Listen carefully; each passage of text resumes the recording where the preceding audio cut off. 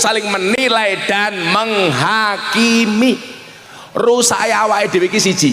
Seringkali kita menjadi hakim dan jaksa bagi kesalahan orang lain, tapi menjadi pengacara bagi kesalahan kita sendiri. Kalau ada orang salah, kita tuntut, kita hakimi. Tetapi kalau kita sendiri yang salah, membela diri. Naudzubillahi min dzalik. Kemudian apalagi yang perlu kita lakukan? Jangan menganggap musibah itu hal kecil. Ada orang kena musibah, alah yuyu mong koyo ngono kok susah. Anda salah. Kuatkan dia. Sama halnya ketika saya bergaul dengan para ahli maksiat. Nyuwun sewu Cak Torik. Saya kemarin dikasih WA sama pengusaha klub malam di Kalimantan Selatan. Gus izin mau kirim foto. Begitu foto dikirim masuk HP saya, apa yang saya lihat? Ada mbak-mbak purel pemandu karaoke, di atas payudaranya ditato Gus Miftah. Ya Allah. Cintamu ditolak, kamu pakai kuatnya Gus Miftah. Jika surat Yusufku tidak mampu meluluhkan hatimu, izinkan kulantunkan surat Yasin sebagai penutup kisah hidupmu. Ngono baru keren. Lanang kok.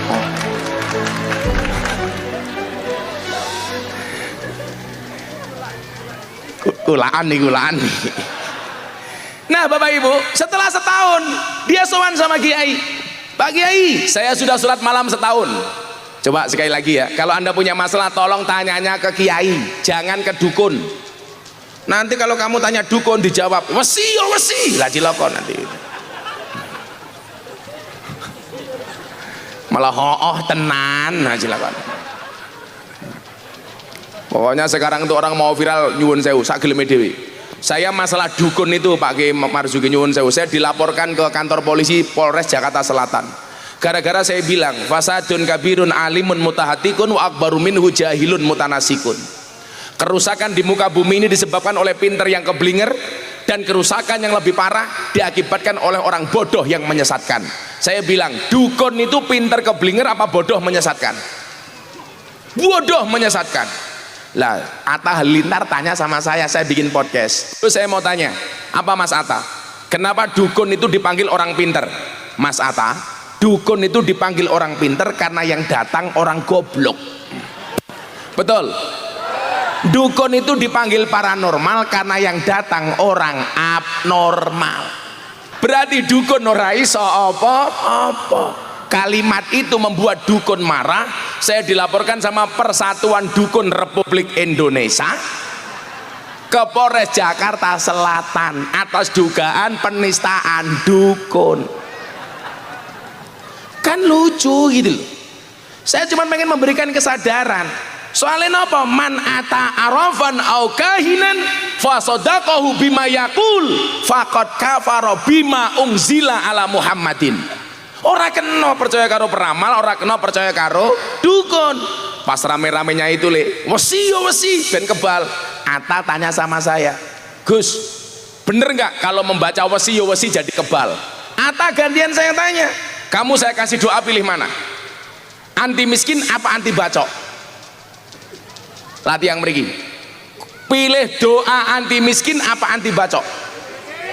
Anti miskin nah.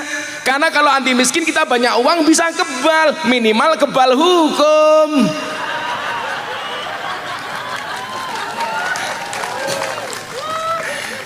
Akhirnya ini matur sama kiai-kiainya bilang, Mas, sekarang kamu datang ke rumahnya si Fatimah, kamu lamar kepada ibunya Zubaidah. Kamu seneng sama anaknya, kamu pengen menikah dengannya. Makanya mbak-mbaknya ingat, kalau ada cowok suka sama kamu, pilihannya satu di antara dua, halalkan atau tinggalkan. Ngono wong lanang kok kakean janji.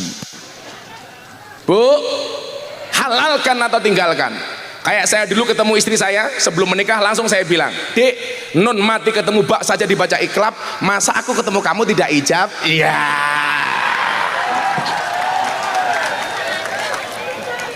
Codot dilawan. Tanya ini si Sulaiman, Kiai, saya datang ke rumahnya Fatimah jam berapa? Jam 6 sampai jam 7. Ini adalah waktu mustajabah ala mujarobat. Ala mujarobat. Akhirnya sowan nih. Delala begitu sampai rumahnya Fatimah, Fatimahnya pergi. yang ada ibunya si Zubaidah. Bu, pertama saya silaturahmi. Oh iya Mas Sulaiman. Yang kedua mau ngapain Mas? Saya datang ke sini silaturahmi. Yang kedua, saya suka sama anaknya ibu yang namanya Fatimah. Bu, izinkan saya melamar Fatimah dan menikah dengan Fatimah. Mendengar lamaran dari Sulaiman, si Zubaidah nangis. Dipikir Sulaiman, Zubaidah menangis karena terharu. Bu, kenapa Anda nangis? Alah Mas Sulaiman, Mas Sulaiman, sampean sholat istikharah, sholat qiyamul lail setahun nggih nyolati si Fatimah. Jenengan ya kudu paham, selama setahun ini saya minta sama Allah supaya bisa menikah dengan Mas Sulaiman. Modar ra kowe. Seneng karo anake malah sing nampa mbokne. Sulaiman langsung ngelus jodoh. Ya Allah, masa malaikat salah laporan? Saya seneng sama Mas Sulaiman, yang suka ibunya, anaknya gandes, ibunya janda. Coba kalau Banjar, kalau menikah suka dengan gandes apa janda? Bu, janda bro. Kalau kamu nikah dengan janda, nggak ada malam pertama, adanya malam terusan.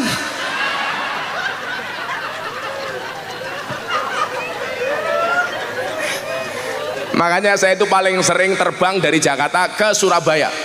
Karena Surabaya itu bandaranya paling menyenangkan untuk para pria. Bandara Juanda.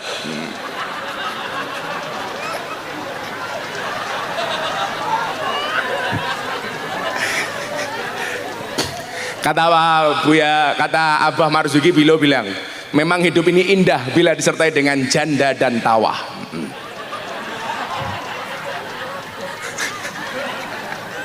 Aduh men. Akhirnya apa?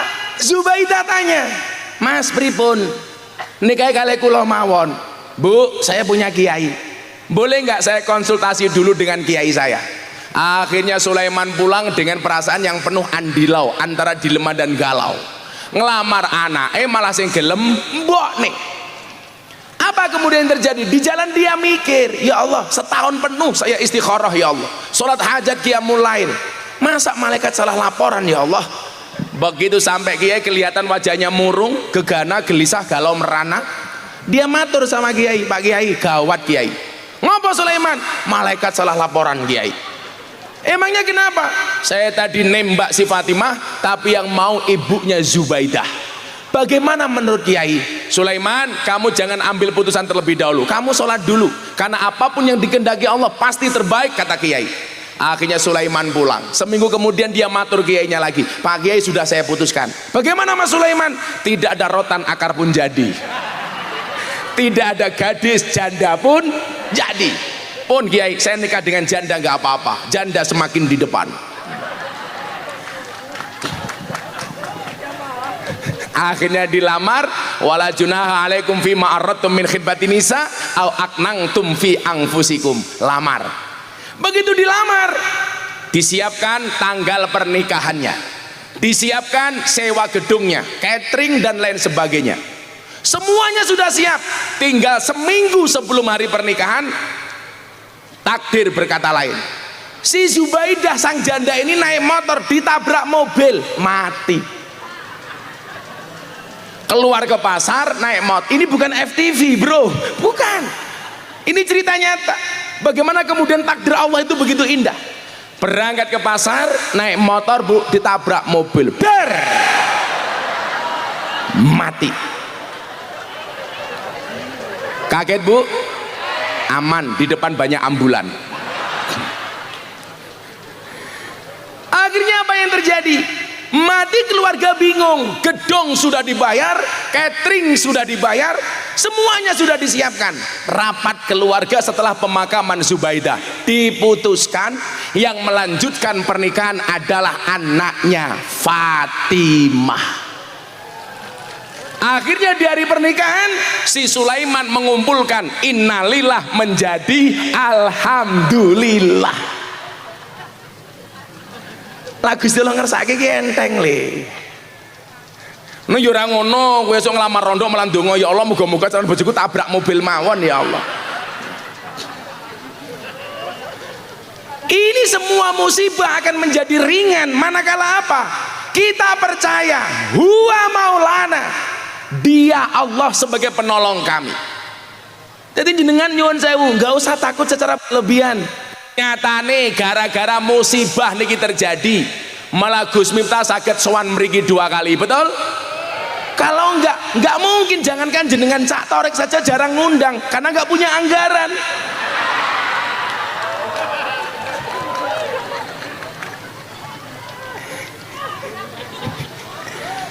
Huwa maulana. Maka kemudian apa? Lumrahnya orang kena musibah, dia pasrah, kasih dia harapan. Tapi ingat, bagi Anda yang melihat adanya musibah, saya tulis 1, jangan menghakimi dirinya. Kan banyak ada orang musibah malah dia ngomong, ayo pantas Semeru kayak meledos. Lah ngopo? Mangku Purel.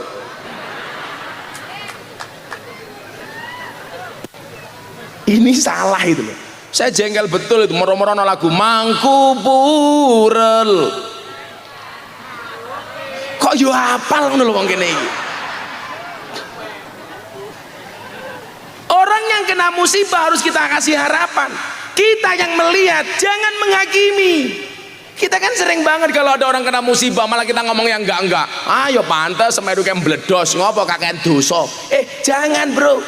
Alaihissallah bi'akamil hakimin. Ingat, Allah menciptakan manusia untuk saling mengenal dan menasihati, bukan untuk saling menilai dan menghakimi.